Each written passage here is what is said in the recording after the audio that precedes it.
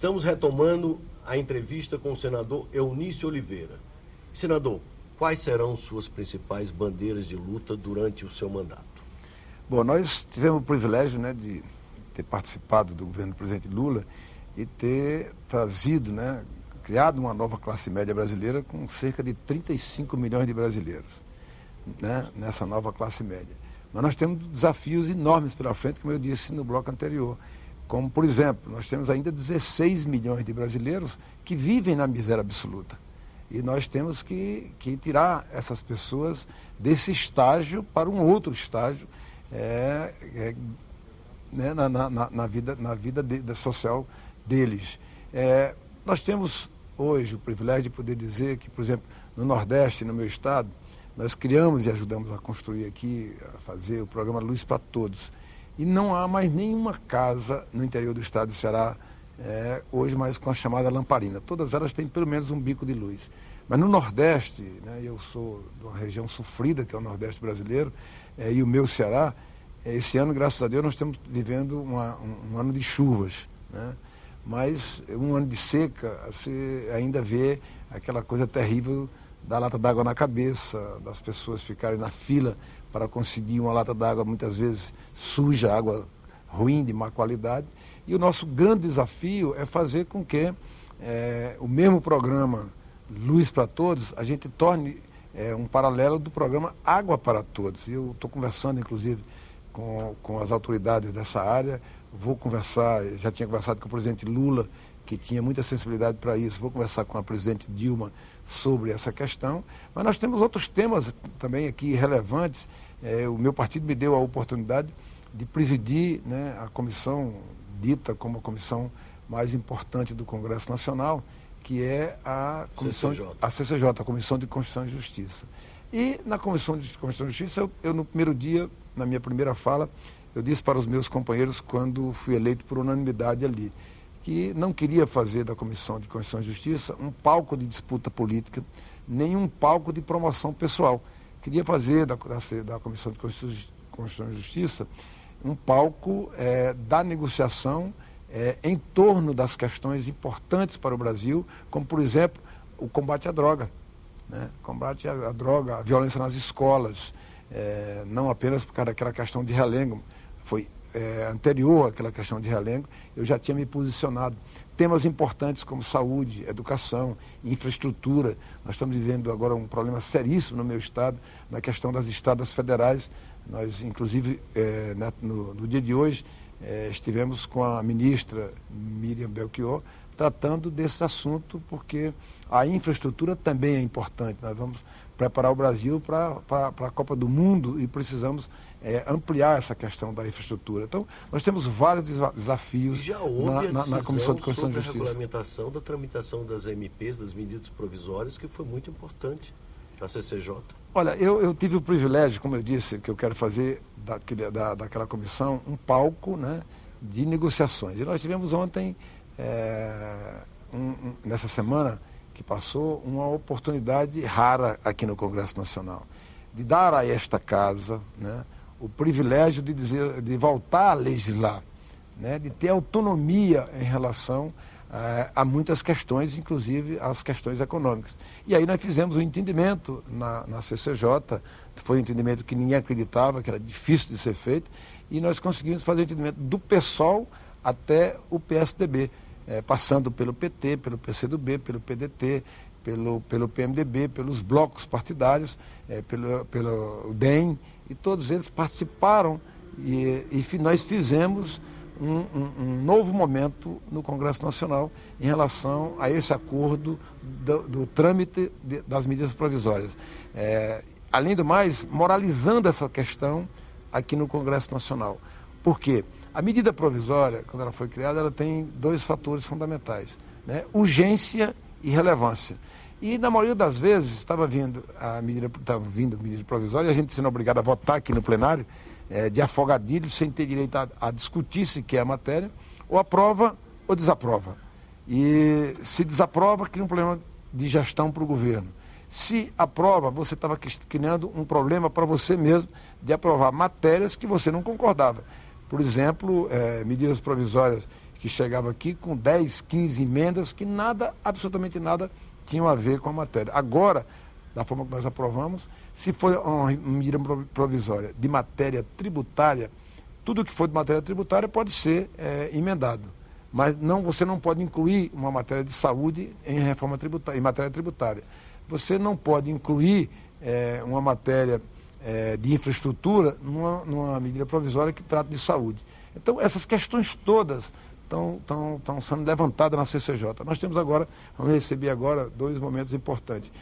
O do regimento, o da mudança do regimento interno, que eu vou fazer na CCJ, acho que nós precisamos modernizar essa casa, né, com a mudança do regimento interno, e a reforma política, que é uma bandeira que nós não podemos abandonar. O senhor acredita que essa reforma vai finalmente sair, a reforma política? Bom, eu tenho dito que, assim como eu disse que o trâmite das medidas provisórias, eu ia fazer um entendimento na comissão e esse trâmite ia ser aprovado, e ele foi, já está aprovado, a nossa parte está feita. A mesma coisa eu quero fazer com a reforma política. Eu sou um defensor intransigente da moralização da vida política brasileira, porque a política está judicializada. Você se elege, eu, graças a Deus, não tenho nenhum problema com eleição, não tenho nenhum problema com o TCU, não tenho nenhum problema com o Supremo, mas as pessoas se elegem e ficam na pendência de saber se vai ou não assumir o mandato.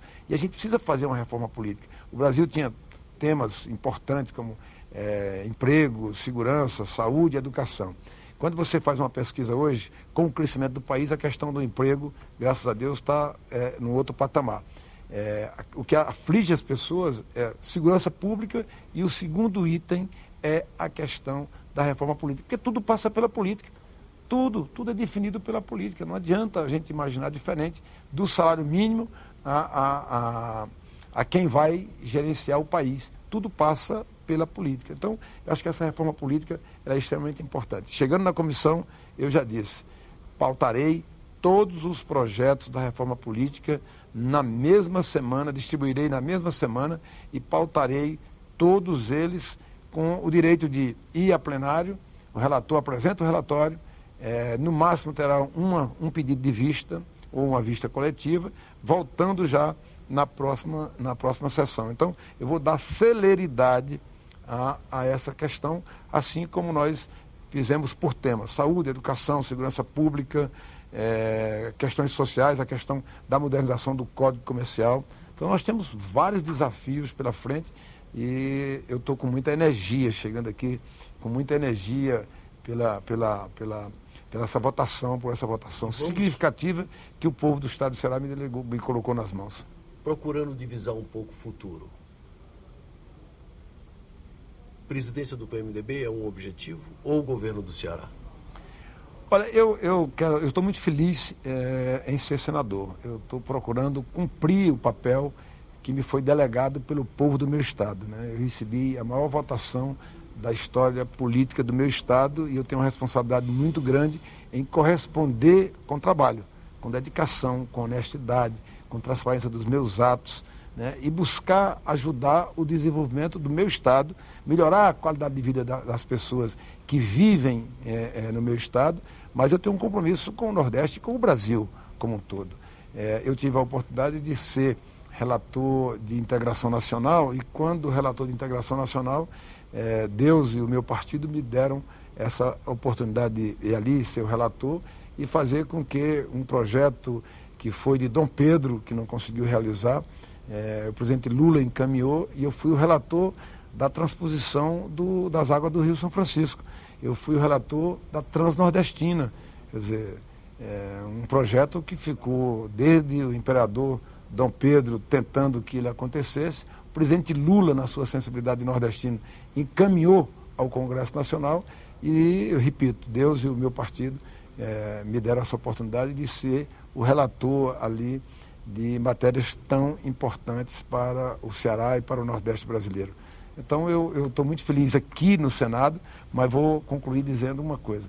Eu ficava observando o grupo autêntico do PMDB, na casa do Paz de Andrade, essa figura extraordinária da vida política brasileira e cearense, e ali eu ficava observando Fernando Lira, Freitas Nobre, e Ulisses Guimarães, Paz de Andrade, e tantos outros, que Chico Pinto, Alencar Furtado, que faziam parte do grupo autêntico do PMDB. E eu vi uma certa vez, muito curioso, fui ao doutor Tancredo e disse: doutor Tancredo, como é essa coisa de política? Eu sonho tanto com isso, fui militante estudantil.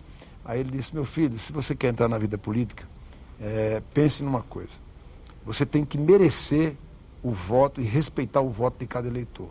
E quem entra na vida política e não pensa um dia governar o seu estado, das duas uma, ou está mentindo para as pessoas quando elas perguntam se ele quer governar o seu estado, ou não devia ter entrado na vida pública. Como eu quero merecer sempre ter entrado na vida pública, eu quero merecer sempre o respeito, né? Deus me deu a oportunidade de fazer política com liberdade, já ter ultrapassado a questão econômica, a questão financeira, não dependo mais disso. Deus me deu a oportunidade de, antes de entrar na vida política, né, na vida pública, já ter uma vida consolidada do ponto de vista econômico, do ponto de vista social, uma família bem construída, graças a Deus. Eu tenho 4 filhos, um único casamento. Então, diante de tudo isso, eu só tenho um desejo, o desejo de poder um dia, quem sabe, isso que o doutor Tancredo me ensinou.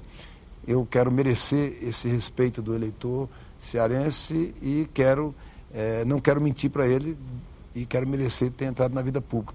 Então, eu um dia sonho, obviamente, ser o governador do meu estado. Senador, muito obrigado pela entrevista. Obrigado, Armando. Vocês acabam de assistir uma entrevista com o senador Eunício Oliveira, do PMDB do Ceará. Aqueles que quiserem encaminhar sugestões, comentários ou críticas, podem fazê-lo acessando o nosso portal www.senado.gov.br/TV. Quem quiser também pode encontrar no portal a forma de copiar esse e outros programas. Até uma próxima oportunidade.